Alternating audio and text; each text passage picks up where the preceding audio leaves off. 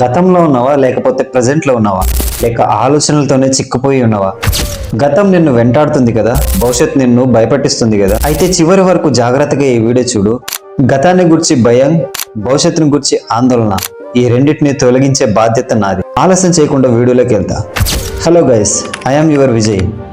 ఈ టాపిక్ని నేను ఒక చిన్న కథని చెప్పి నేను మీకు ఎక్స్ప్లెయిన్ చేయాలనుకుంటున్నాను. ఒక మారుమూల గ్రామంలో రమేష్ అనే ఒక 20 ఏళ్ల యువకుడు ఉండేవాడు.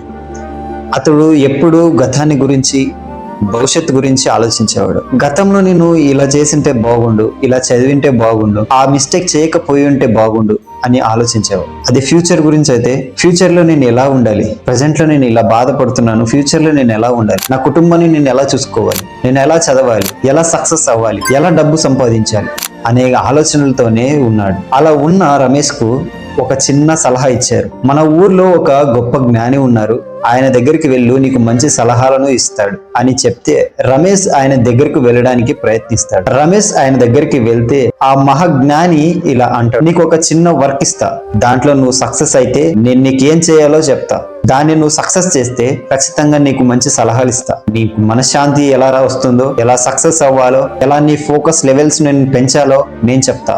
ఈ చిన్న టాస్క్ నేను ఫాలో అవ్వు. ఈ టాస్క్ ఏంటంటే, ఒక గ్లాస్ రమేష్కి ఇచ్చి అందులో వాటర్ పోసి ఈ గ్లాస్ ని నువ్వు మన ఊరు చుట్టూ తిరిగిరా, ఒక చిన్న డ్రాప్ కూడా కింద పడకుండా ఈ ఊరు మొత్తం తిరిగిరా అని చెప్తాడు జ్ఞాని. అలా చెప్పిన తర్వాత రమేష్ చాలా ఫోకస్ గా ఆ గ్లాస్ మీద దృష్టి ఉంచి, నేను ఎలాగైనా ఈయన ఇచ్చినటువంటి టాస్క్ నేను ఖచ్చితంగా గెలవాలి, నేను మనశ్శాంతిని పొందుకోవాలి, నా ఫ్యూచర్ ని సరి చేసుకోవాలి. రమేష్ ఆ గ్రామం చుట్టూ తిరిగాడు. ఒక్క చిన్న డ్రాప్ కూడా కింద పడకుండా చివరికి ఆయన దగ్గరికి తీసుకొచ్చాడు. హలో అంకుల్, మీరు ఇచ్చిన టాస్క్ నేను కంప్లీట్ చేశాను, ఒక్క డ్రాప్ కూడా కింద పడకుండా తీసుకొచ్చాను చూడండి అంటే ఆ జ్ఞాని ఇలా అంటారు.